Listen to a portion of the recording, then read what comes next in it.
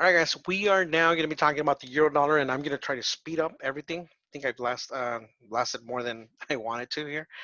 So if you have not watched the dollar index, I strongly suggest you start back from the dollar index.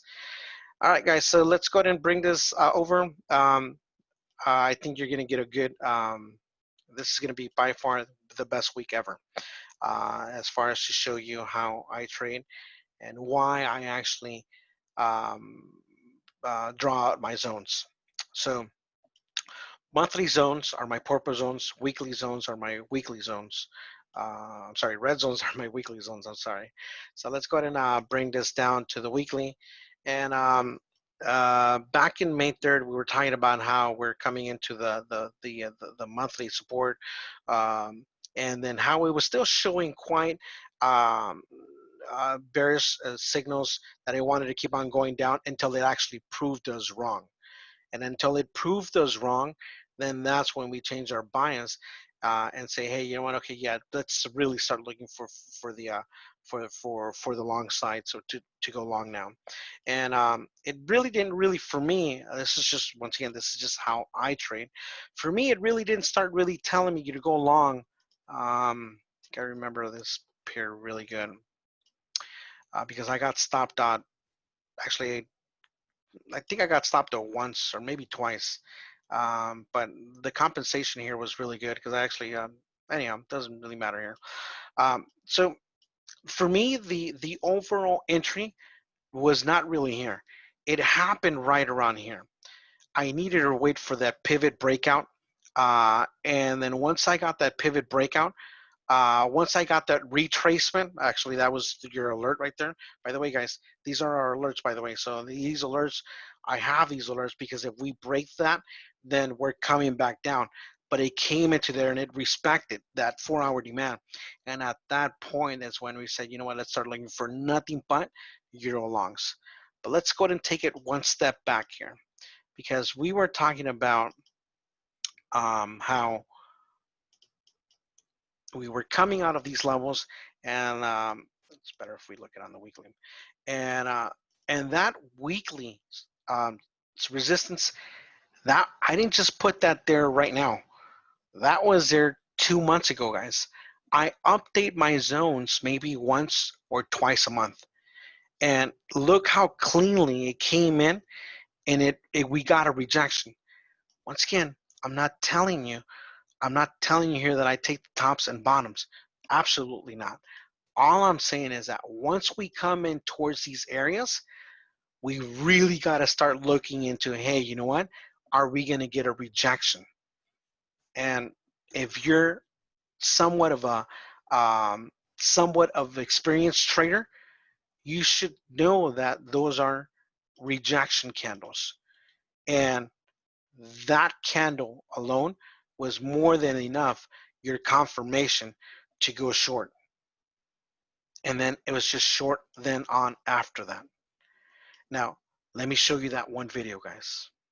There it goes. Contrary trader, where there's sometimes they get easily wiped out. Okay, and I'll explain right now. So let's go on the let's go to the weekly chart. Weekly chart, we're still being respected, right. And it bounced off that weekly. So now the bias has changed. All right, let me go back out because I started talking about how maybe we're still being respected, intraday shorts, and I was still talking about how we could take some intraday shorts until eventually it stopped us out. Now remember, that was back in May 2nd. It looks okay, May 2nd, and today is June 21st. You see that line that looks right around your 124.25 area, the beginning. All right. These levels were already there, guys. Let me go ahead and take that out. 124.25. It's there, guys. So once we come in towards these levels, it's hands off. And all I'm saying is just it's hands off. Wait for the price action to tell you what they're going to do. Because for all we know,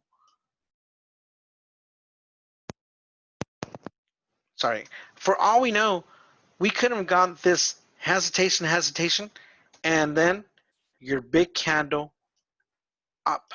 And that would have now created your daily demand. We don't know. We never know. We only know until price tells us that it's going to go down. And um, if you're new, if you already have some experience, you can already see the retracement there. And you could have just kept on writing it down. Because why? Because we were coming out of weekly resistance. And I just gave you all the reasons. So let's go ahead and break this down for this for this week, guys. And let me get rid of everything.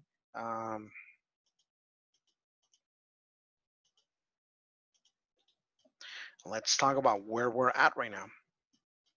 So the play, we're in daily demand. And yeah, it's telling you we want to go down, but as we went up, we created daily demand. If you guys might recall, the euro dollar as well bounced out of weekly resistance, and now we're coming into daily demand. Take a look at the euro dollar, by the way. Go back, and you'll notice that the euro dollar, we're coming into somewhat of a demand. And look at the euro yen as well. We're already in demand, but the level that I'm really looking for is this 1880 level, 1875 level. So as when the market opens, I might expect her actually to dig in a little bit more deeper, and I'll wait to see what kind of reaction we get.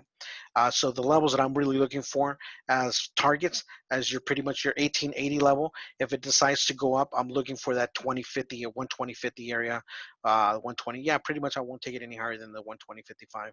At that point, and once again, these are levels that I'm watching out, but for intraday trades, I still have to wait to see what my strong week analysis, how the dollar is acting.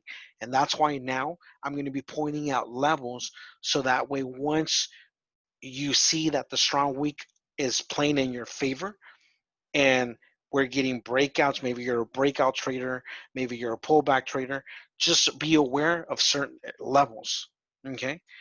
That's pretty much it, guys. That's pretty much, I see this euro dollar pretty much just, sorry, kind of range bounding between here at the beginning of the week. If we actually get a breakout, then your next daily demand level is right around your 1725 area. If we, I really do believe that 120.50, I wouldn't even take it higher than the 120.50. Um, uh, that level shows that it's, if you look at it on the lower time frame, there's resistance on that area right around your 120.45 as well, even your 121 right here. That's for the people that maybe, if you're that type of trader that likes to look at unfilled orders, if you're that type of trader that likes to look at unfilled orders, well then that 1 wick right there should be that's your big 121 right there. That should actually play a significant impact on that one as well. Okay, not only is it an unfilled order, but that supply right there as well. I believe if you lower it down, that looks like more of a 30-minute supply right there. Here, let's go ahead and break it down on your 121. It's not the best looking supply. Your wick on wick, that's not the best looking supply, but nevertheless, it's supply there.